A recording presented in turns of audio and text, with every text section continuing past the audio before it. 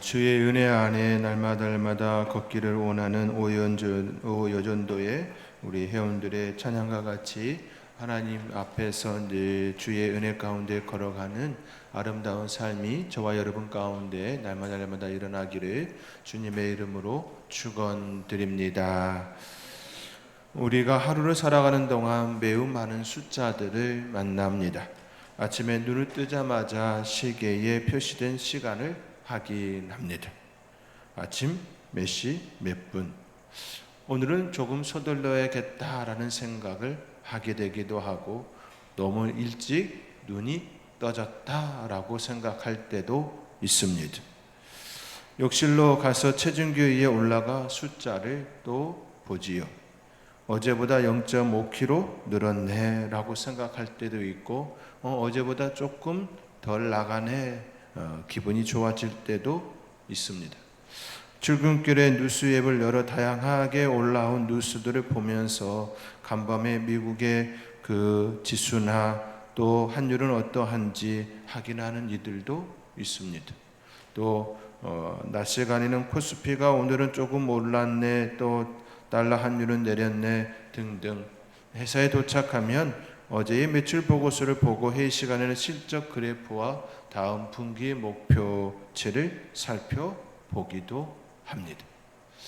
사업하시는 분들은 오늘 하루 매출이 얼마 되었네 라고 하는 그런 숫자도 보기도 합니다. 이 모든 것이 전부 숫자입니다.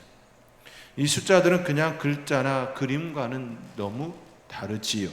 숫자는 매우 구체적이고 우리 마음에 직접적으로 영향을 줍니다.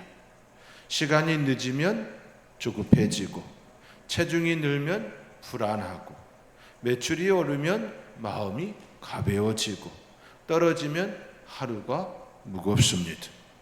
숫자는 단순한 데이터가 아니라 우리의 감정과 판단을 흔드는 힘을 가지고 있습니다. 그리고 숫자는 사람을 설득하는 놀라운 힘도 있습니다. 많다라는 말보다 98%라는 구체적인 수치가 훨씬 신뢰감을 줍니다. 그래서 정치인들은 여론조사 지지율을 앞세우고 기업은 시장 점유율을 자랑하며, 심지어 교회도 출석 인원이나 헌금액을 통계로 보고합니다. 숫자가 주는 명확함과 구체성은 사람들에게 이건 사실이다, 이건 믿을만하다, 그 인식을 심어줍니다. 숫자는 또한 통계와 계획의 도구가 되곤 합니다. 국가는 인구조사를 통하여 세금을 부과하고 군사력을 파악하며 정책을 세웁니다. 기업은 회계장부를 통해 손익을 계산하고 다음에 예산을 편성합니다. 심지어 가정도 매달 가계부를 쓰며 수입과 지출을 관리합니다. 숫자가 없으면 방향을 잡기 어렵고 미래를 준비하기 힘듭니다. 내가 지금 얼마를 벌고 얼마를 썼으니 얼마가 남고, 그러면 1년 후에 10년 후에 20년 후에는 이렇게 될 거다라는 그런 방향성과 계획을 잡곤 합니다. 이처럼 숫자는 유익하고 꼭 필요한 도구입니다. 그런데 문제는 숫자가 지나치게 강력하다 보니 숫자는 참 강력한 힘을 가지고 있습니다. 그러다 보니 우리는 어느새 숫자를 하나님보다 더 의지하는 함정에 빠질 수 있습니다.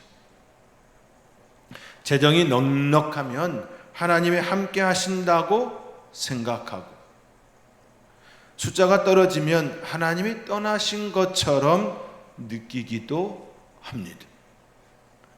사업 매출이 늘면 감사가 나오지만 줄면 기도보다 걱정이 앞섭니다. 숫자가 우리의 마음의 안전지대를 결정하게 되는 것이지요. 숫자가 하나님보다 더 강력한 그 힘을 발휘하곤 한다라는 말씀입니다. 다윗이 바로 그 함정에 빠졌습니다. 그는 젊은 시절부터 하나님의 능력으로 전쟁에서 이겼고 적은 군사로 강대국을 물리쳤습니다. 골리앗을 이길 때도 숫자와 무기, 병력이 아니라 오직 하나님의 이름으로 나아갔습니다. 군사력이나 병력이나 그것으로 따지면 결코 이길 수 없었습니다. 숫자로 접근하면 훨씬 더 블레셋이 강하였습니다. 골리앗의 신장과 다윗의 신장만 비교해도 너무나도 현격하게, 현저하게 차이가 납니다. 그러나 세월이 지나 왕으로서 많은 업적을 이루고 나라가 안정되자 마음 한 구석에서 이런 생각이 들었을 것입니다. 우리 군대가 얼마나 강한지 한번 확인해 보자. 왕이 되어지고 오랜 시간 지났으니 한번 체크해 볼까? 점검해 볼까? 확인해 볼까? 얼마나 많은 병사가 있는지 세어보자. 그것은 단순한 행정조사가 아니라 마음의 안정을 숫자에서 얻으려는 시도였습니다. 하지만 하나님은 그 마음을 보셨습니다. 아셨습니다. 다윗의 시선이 하나님이 아니라 숫자로 향하는 그 순간 그것은 믿음에서 떠난 것이었고 결국 이스라엘은 큰 재앙을 맞았습니다. 오늘 본문에 있는 것처럼 큰 재앙을 맞았습니다. 사랑하는 성도 여러분, 숫자는 하나님이 주신 유익한 도구입니다. 분명 유익한 도구 맞습니다. 그러나 결코 우리의 믿음의 대상이 되어서는 아니 됩니다. 내가 가지고 있는 재력을 숫자로 충분히 계산되어지지요. 그 숫자를 보면서 이 정도면 괜찮아 라고 하는 그 마음 말입니다. 숫자가 보장해 주는 것은 잠깐의 안심일 뿐 우리의 미래를 책임지는 분은 오직 하나님 한 분뿐이십니다. 그런데 우리가 하나님보다 숫자에 더 우리의 마음을 둘 때가 있습니다. 오늘 말씀 속에서 숫자를 넘어 하나님을 신뢰하는 믿음이 무엇인지 함께 생각해 보기를 간절히 원합니다. 다윗의 인구조사는 단순한 행정 절차가 아니었습니다. 성경은 그 배경을 여호와께서 다시 이스라엘을 향하여 진노하사라고 기록합니다. 즉 이 사건은 하나님의 허락하에 이루어졌지만 그 동기와 목적에는 하나님이 기뻐하지 아니하시는 불신앙이 숨어 있었습니다. 다윗은 평생 동안 하나님의 일하심을 분명히 경험한 사람입니다. 젊은 시절 골리앗을 맞섰을 때 그는 칼과 창이 아니라 하나님의 이름으로 나아갔습니다. 하나님의 이름을 의지하며 그 전장에 나갔습니다. 그날 승리는 무기의 크기나 병력의 규모가 아니라 하나님께서 함께 하시는가에 달려 있음을 온 이스라엘이 보았습니다. 작은 소년을 통하여서 하나님의 이름이 높아지는 것을 보았습니다. 전쟁은 숫자가 아니라 하나님의 손에 있음을 보았습니다. 사울 왕에게 쫓기던 시절에도 마찬가지입니다. 사울은 수천 명의 군사를 이끌었습니다. 다윗과 함께한 자는 겨우 몇백 명이었습니다. 그러나 하나님은 수차례 사울의 손에서 다윗을 건져내셨습니다. 아니, 오히려 사울 왕이 다윗에게서 보호되었습니다. 굴 속에서도 여러 차례 오히려 군사의 숫자가 아니라 하나님의 손이 그를 지키셨습니다.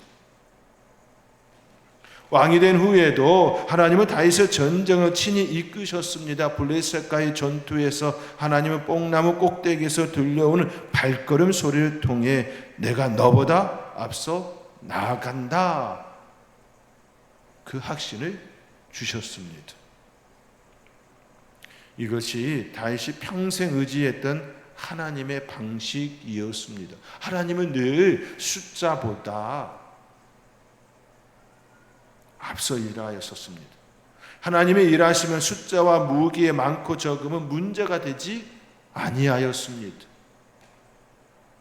그런데 오늘 본문에서 다윗은 다른 선택을 합니다. 그의 마음은 하나님이 아니라 군사력과 숫자에 향했습니다. 우리 군대가 얼마나 강한지, 얼마나 많은 병사가 있는지 확인하자. 이것은 신뢰의 대상이 하나님에서 숫자로 바뀌는 순간입니다.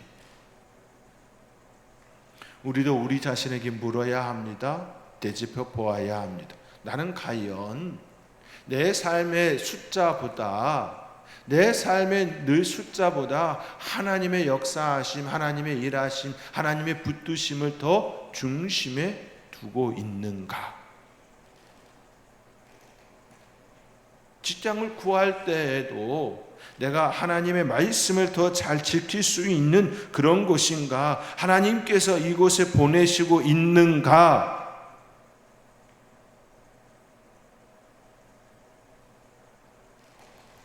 숫자를 의지하면 그 숫자가 우리의 한계가 됩니다.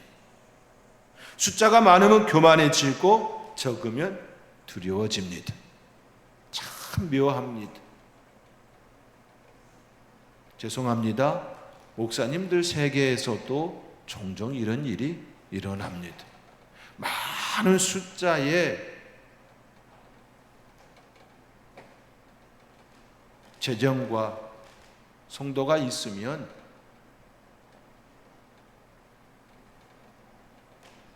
어깨가 많이 올라가 있습니다. 또 적으면 어깨가 많이 처져 있습니다. 목사님들조차도 숫자에서 자유롭지가 않습니다. 우리 하나님께서 원하시는 모습이 결코 아니지요. 그런데 그런 모습이 일어나곤 합니다. 하나님은 변치 않으시지만 숫자는 쉽게 변합니다. 하나님은 무한하시만 숫자는 언제든 줄어들 수 있고 늘어날 수도 있습니다. 성경은 우리에게 숫자와 상관없으신 하나님의 역사, 하나님의 일하심을 말씀합니다. 기드온이 미디안을 치러 나갔을 때 하나님은 32,000명의 군사를 줄이셔서 300명만 남기셨습니다. 우리 인간의 시선으로 보면 한 사람 더, 한 사람 더, 한 사람 더라고 외칠 것이겠지요. 우리의 속담이 있는 것처럼 배치장도 맞들면 낫다 라고 말하는 것처럼 말입니다. 그 전쟁에서 이스라엘은 숫자로 이긴 것이 아니라 하나님이 싸우셨기 때문에 승리했습니다. 하나님께서 300명과 함께 하시고 그 전쟁에서 승리를 주셨습니다. 숫자에 있지 아니함을 분명히 선언하셨습니다.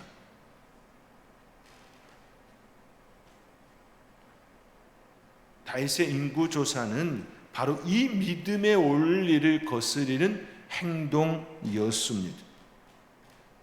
하나님의 역사보다 계산기를 먼저 꺼내 들었고 그 결과 그의 신뢰는 하나님이 아니라 눈에 보이는 자원으로 기울었습니다. 눈에 보이는 곳으로 기울였습니다. 눈에 보이지 않는 그 세계, 비가시적 그 세계에 하나님의 놀라운 그 측면을 보았어야 했지만 그러지는 못했습니다. 가시적인 세계에 마음을 빼앗겼습니다. 이것이 바로 다윗이 행한 인구조사의 위험입니다. 신뢰의 대상이 바뀌면 믿음의 방향도 결과도 완전히 달라집니다. 그러므로 숫자를 의지하는 것은 단순한 실수가 아니라 하나님을 불신하는 신앙의 이탈입니다.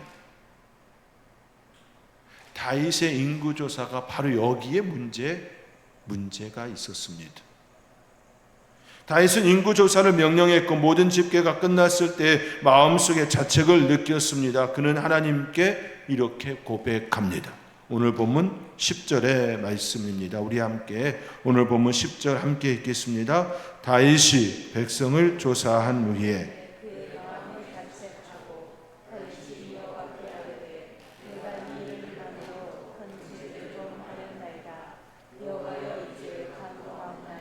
종의 죄를 사하여 주옵소서. 내가 심히 미련하게 행하였나이다 하니라. 아멘. 내가 심히 미련하게 행하였나이다. 내가 하나님을 가장 중심에 두고 하나님의 일하심을 내가 여전히 지금까지 보았음에도 불구하고 내가 미련한 일을 행하였습니다. 내가 이 일을 행함으로 큰 죄를 범하였나이다. 이제 간구하옵나니 종의 죄를 사하여 주옵소서. 그제서야 그는 깨달았습니다. 그가 무엇을 잘못했는지. 군사의 숫자가 주는 안정감은 참된 안전이 아니며 오히려 하나님보다 그것을 의지하는 순간이 죄라는 것을 깨닫습니다. 하나님보다 우선시되는 모든 것들은 다 우상 숭배가 됩니다. 내가 내 자녀들을 하나님보다 우선시하고 있다면, 내가 내 자녀들의 그 삶의 자리에 그 잘됨이 나의 중심으로 들어와 있다면 그것도 말입니다.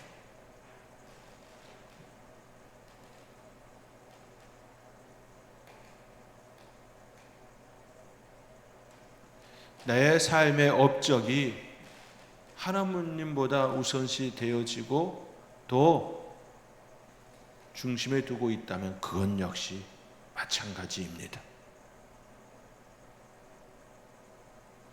하나님께서는 다윗이 범한 그 죄에 대하여 그냥 넘어가지 않습니다. 하나님은 다윗에게 세 가지 징계 선택지를 주셨습니다. 하나는 7년 기근, 또 하나는 3개월, 또 하나는 3일간 전염병이었습니다. 세 가지를 선택해 하셨지요. 세 가지 중에 한 가지를 선택하도록 하셨습니다. 오늘 본문 14절입니다. 우리 함께 14절의 말씀 우리 함께 읽겠습니다. 다윗이 가세게 이르되 내가 고통 중에 청하건대 여호와께서는 긍휼이 크시니 우리가 여호와의 손에 빠지고 내가 사람의 손에 빠지지 아니하기를 원하노라 하는지라. 아멘. 우리가 여호와의 손에 빠지고 내가 사람의 손에 빠지지 아니하기를 원하노라. 그런 인간의 잔인함보다 하나님의 손길 안에서 징계를 받는 것이 낫다는 것을 깨닫습니다. 알았습니다. 그런 심판 중에도 하나님의 성품 곧 긍휼과 자비를 신뢰했습니다. 사람의 손이 아니라 하나님의 손을 선택한 이유는 그래도 우리 하나님은 나를 사랑하셔, 자비가 있으셔, 그 부분 때문이었다 고백합니다.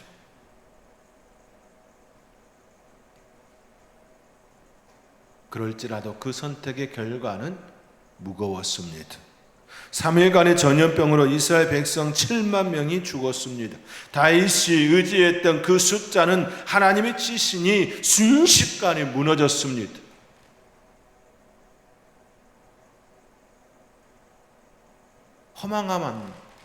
허망함입니다.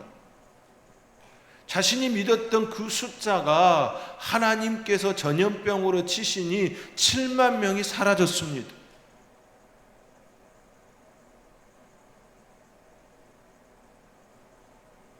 군사력과 자원이 안전의 보장이 될 수 없다는 사실을 가장 극단적인 방식으로 드러내었습니다. 참 우리 하나님도 무섭습니다. 한순간에 깨달음을 주시는데 그 깨달음이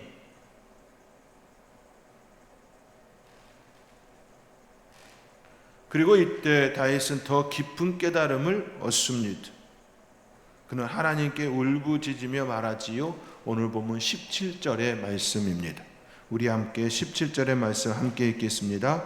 다윗이 백성을 치는 천사를 보고 곧 여호와께 아뢰어 이르되 나는 범죄하였고 악을 행하였거니와 이 양 무리는 무엇을 행하였나이까? 청하건대 주의 손으로 나와 내 아버지의 집을 치소서 하니라. 다윗은 자신이 왕이자 목자라는 사실을 다시 인식합니다. 그는 숫자로 세어본 백성이 더 이상 병사나 군사나 자원이 아니라 하나님께 맡겨진, 하나님께서 그에게 맡긴 양떼라는 것을 깨닫습니다. 그가 이렇게 말하지요. 다윗이 백성을 치는 천사를 보고, 또 중간에 보면 이 양 무리는 무엇을 행하였나이까? 군사가 아니라 양무리라 표현합니다. 양무리.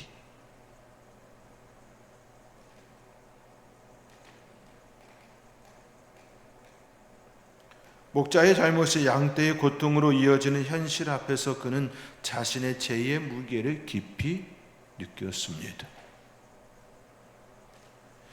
가정에서 가장이, 교회에서 지도자가, 공동체의 리더가 하나님보다 자신의 힘과 자원만을 의지하면 그 영향은 고스란히 자신만이 아니라 온 공동체에 끼칩니다. 가장이 잘못하면 온 가정이 힘듭니다. 교회 지도자가 바르게 보지 못하면 교회 공동체가 흔들립니다. 공동체의 리더가 하나님보다 자신의 힘과 자원만을 의지하면 당장은 잘 되는 것처럼 보일 수도 있지만 결코 그렇지가 않습니다. 하나님께서 전염병으로 치신 이 징계는 단지 백성을 치는 심판이 아니라 다윗의 마음을 다시 하나님께로 돌리는 하나님의 사랑에 매였습니다. 그러나 그 매가 참 무겁습니다. 다윗은 이를 통해 숫자가 아니라 하나님을 의지해야 한다는 신앙의 초심을 회복하는 길로 나아가게 됩니다. 다윗의 위대함이 여기에 있다를 저는 보게 됩니다. 다윗의 위대함은 그의 잘못에 대하여 태도에 있음을 보게 됩니다. 징계의 한가운데에서 다윗이 택한 길은 변명이나 책임 전가가 아니었습니다. 내가 잘못했습니다. 내가 죄인입니다. 내가 죄를 지었습니다. 그는 하나님 앞에 엎드려 자신이 왕이자 목자라는 사실을 고백하며 책임을 전적으로 자신에게 돌립니다. 이 양떼는 무엇을 행하였나이까? 청하건대 주의 손이 나와 내 아버지의 집을 치소서. 이 말 속에는 두 가지 깊은 깨달음이 담겨 있습니다. 첫째는 백성은 자신의 소유가 아니라 하나님의 양떼라는 인식입니다. 그동안 인구조사를 하면 우리 군대가 얼마나 되는가라고 말했지만 이제는 그들이 전쟁의 자원이 아니라 하나님의 소유, 양무리임을 고백합니다. 이는 목자의 심정으로 돌아온 것을 의미합니다.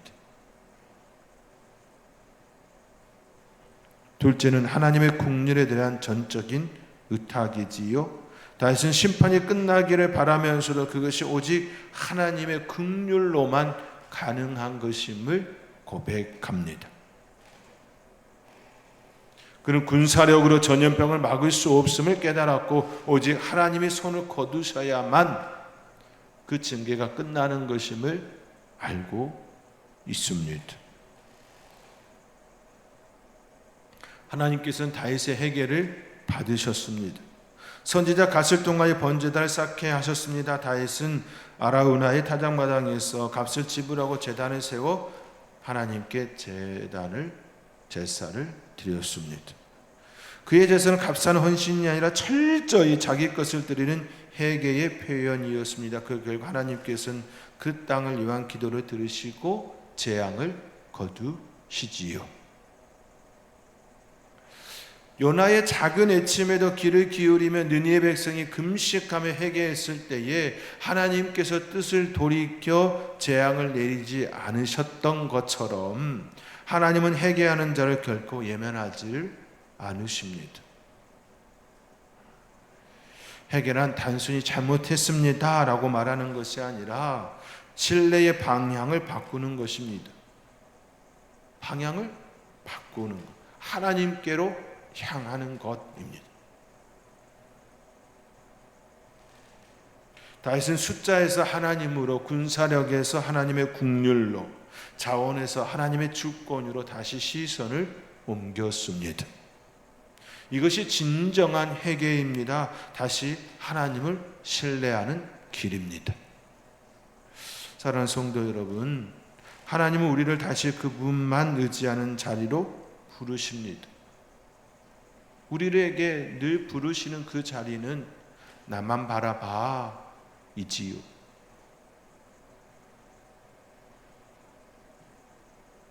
그것은 우리를 멸망시키기 위함이 아니라 하나님을 바라보게 하기 위함입니다. 다윗의 회개가 그랬듯 오늘 우리의 회개도 우리의 기도도 늘 하나님 앞에서 그 모습이어야 합니다. 숫자는 우리의 삶을 편리하게 합니다. 현실을 파악하게 해주는 유익한 도구입니다. 분명 맞습니다. 하지만 그 숫자가 하나님보다 앞에 있지 않아야 합니다. 하나님보다 더 큰 신뢰의 대상이 되는 순간 그 숫자는 우리를 망가지게 하는 함정이 되게 합니다. 하나님보다 그것을 더 신뢰하고 더 의지하고 믿음의 대상으로 바뀌기 때문입니다. 다윗은 평생 하나님의 일하심을 경험했던 인물입니다. 그러나 잠시 눈에 보이는 병력과 자원에 마음을 빼앗긴 그 순간 그것을 통하여 안정감을 얻으려다 큰 징계를 받았습니다. 그리고 그 징계 속에서 깨달음을 얻었습니다. 백성은 하나님의 양떼입니다. 이것은 교회 지도자들, 특히 목사님들이 마음속에 담아야 할 부분이지요. 성도는 하나님의 양입니다. 목자는 그 양을 돌보는 자입니다. 결코 숫자로 바뀌어서는 아니 됩니다. 우리의 삶의 자리에서도 마찬가지입니다. 통장 잔고가 넉넉하면 평안하고 숫자가 줄어들면 불안해지는 마음이 있다면 그것이 우리의 신뢰가 어디를 향하고 있는지 보여주는 한 단면입니다. 숫자가 많든 적든 우리의 믿음은 변함이 없어야 합니다. 오늘 말씀을 통해 우리는 분명히 선택해야 합니다. 숫자를 신뢰할 것인가? 하나님을 신뢰할 것인가? 숫자는 변하지만 하나님은 결코 변하지 아니합니다. 숫자는 한계가 있지만 우리의 하나님은 한계가 없으십니다. 숫자는 위기 앞에서 무너지지만 하나님의 약속은 영원히 서 있습니다. 그러므로 우리의 시선을 계산표에서 거두어 하나님의 얼굴로 향할 수 있어야 합니다. 저는 숫자가 필요 없다 말하는 것이 아닙니다.